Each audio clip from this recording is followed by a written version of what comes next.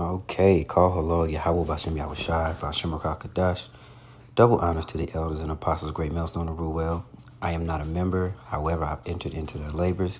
Peace, mercy, and blessings. True and sincere brothers and sisters doing this wherever you are, whatever your lot may be. I have a quick one, relatively quick. I suppose. I don't know. We'll see how the spirit rolls. But this was something that I was thinking of this morning, and I instantly wrote down a title. I told myself, to the best of my abilities, I would never make that same mistake again where I was thinking of a lesson and I'm like, and then put it off and say, okay, I'll write it down afterwards. Or after I'm doing this, blah, blah, blah. So I try to make a point to write these things down as soon as they come to mind.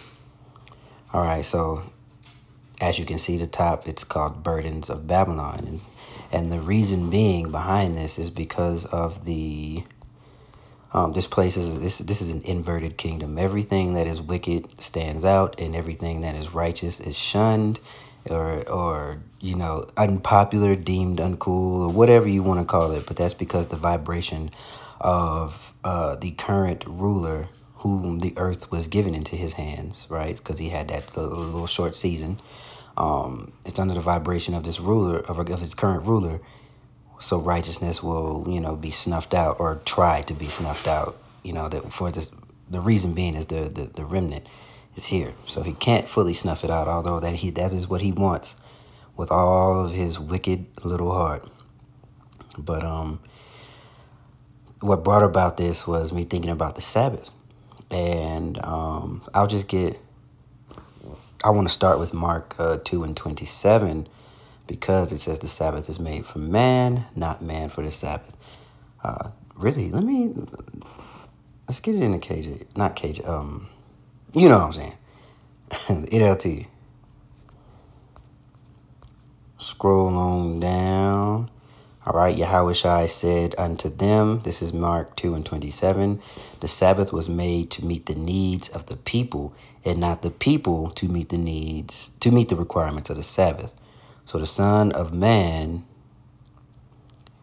is Lord, even over the Sabbath. And if you pull that up in your blue letter, and when you type in Lord, it is ruler, controller, pretty much have full authority over something is what the definition goes into.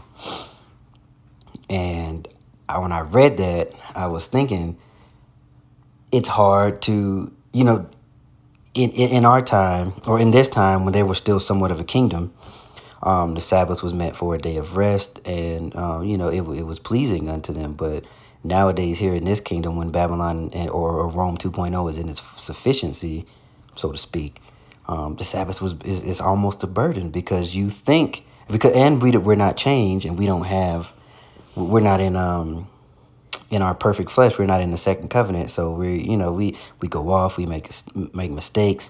And the reason why it's a burden is because we don't want to go off. We don't want to make those mistakes.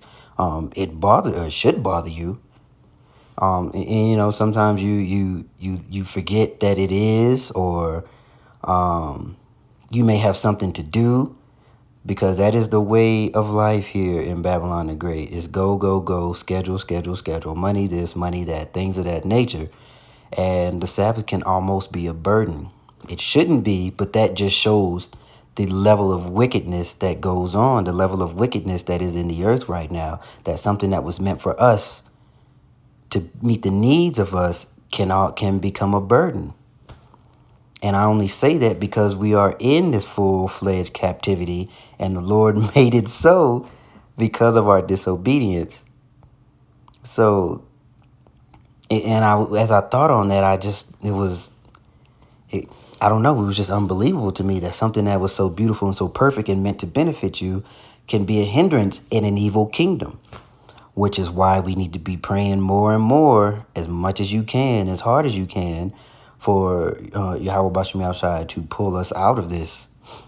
Give us the strength to maintain and stay and stand tall and firm for the name during this persecution that is coming, and to just get us the hell up out of here, so that these things can be pleasing, or these things that the earth can be put back in order, right? And there's all of these things that I was thinking of, and I'm like, it's really time to go. I'm doing another part on Abu Ratazat on humanism and CC, the sea change thing, right? The transhumanism or bioengineering. I'm doing another part on that, and that is why he cannot be allowed to continue. So Sirach 4:28, straight to the point, and it's going to tell you to strive for the truth, and that is what we ought to be doing. Because it's a fight. It's supposed to be a fight. If this thing was easy, it wouldn't be a mystery, right? This truth, this knowledge, this way of life would not be a mystery. Everybody would understand it, and boom, we'd be in the kingdom because everybody would repent. So this thing is a fight, and that is something that we cannot forget. So, dang it, what did I say? 4:28. Yes. But there was talking about wisdom in 20. Let me read 28. Straight to the point. Strive for the truth unto death, and the Lord shall fight for thee. All right, and if we love Yahweh Bashem Yahushua, we will keep his commandments. And he says, if you love me, you will keep my commandments. That is in John, the 14th chapter, maybe in the teens, early 20s, don't know. But you can go there, you can read that. If you love him, you'll keep his commandments. And the Sabbath is something that is well established, and it is one of the first things that you learn when you come into this truth. Well, I mean, it should be, because it's so prevalent. It happens every week, every 7 days it happens, and it is according to the moon cycle, because a moon cycle is 29.5 days. Gregorian calendar, off. Julian calendar, off. Anything else that these heathen do, off. But the moon and the sun and the stars were for a sign and for times for us.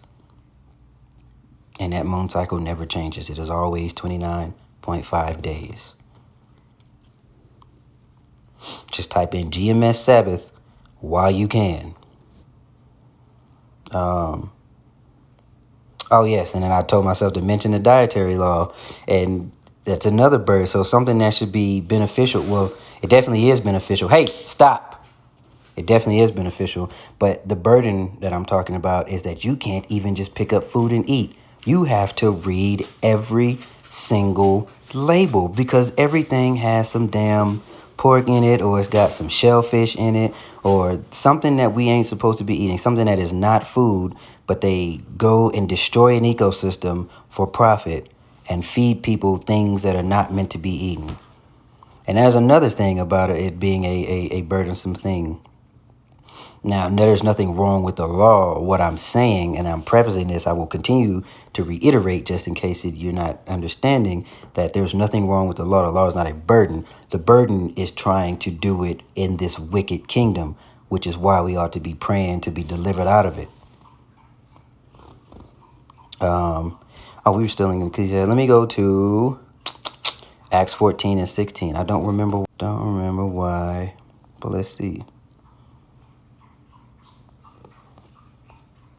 And really the point of this is just to remind brothers, man, keep striving, keep pushing, keep going. This thing is supposed to be a fight. It's supposed to have some sort or a level of difficulty. That's why I did it. Okay, we'll start at 15. No, we're straight to the point. All right, so no. We'll 15. 15 is fine. And says, sirs, why do ye these things? So this is where Paul actually, him and Barnabas went into some of these cities, and he made the man with the crooked foot or crippled foot to walk, and they wanted to worship him according to these pagan ways. And Paul and Barnabas was like, no, we're just men. Don't do this. Please don't, right? Okay. So that is the preface of Acts 14. That's why I put that down. I remember now. All right. We also are men of like passions with you, and preach unto you, but that ye should turn from these vanities, right, unto the living God, which made heaven and earth and sea and all things that are therein, who in times past suffered all nations to walk in their own way. And when he says all nations, because these are the so-called Gentiles that were that are actually Israelites, but they were, following these heathen customs. That's why he went to preach unto them. to tell them to turn back. This is who you are, because and he gathered some souls from some of these cities, but he also got stoned and he came back. They thought he was dead. He came back, kicked the dust, and kept going and being about the Father's business. So when he says in times past suffered all nations to walk in their own ways, nevertheless he left them not himself without witness, and that he did good and gave us rain from heaven and fruitful seasons, filling our hearts with food and gladness. Okay. So the point was in 16 that, at times past, us being in a Gentile state of mind, in a heathen fashion, we walked in our own ways. But now that you heard the truth, that this thing is going out through the unicorn, that is the internet, and the apostles and prophets on the street corners teaching and preaching, this thing is going out. You know who you are, and that means you have a duty. You have a responsibility, and you are to turn from the ways of the heathen, right? Because we were going to be gathered from among the heathen. So that's all I had, and I just wanted to, again, just kind of remind brothers, this thing is, those of us who are new like me and a little newer, this thing is supposed to be a fight. Every level of difficulty will grow, and with that, your faith grows. And when your faith grows, right, you are pleasing unto Yahweh Bashem Yahushai, and also showing that you love him by keeping his commandments. So when that time comes where you are calling on a name to be delivered, or because you're thirsty or you're hungry, or whatever happens, and there's a situation where you need saving in the near future, the Lord's going to hear that because you were a faithful servant when things seemingly were good. So never forget that. All right, so stand 10 toes for Yahweh Bashem Yahushai. I pray that you were edified with this short little excerpt, that remember to keep up the good fight. All right, Babylon is a burden. That's why we need to be praying to getting up out of here. Shalom.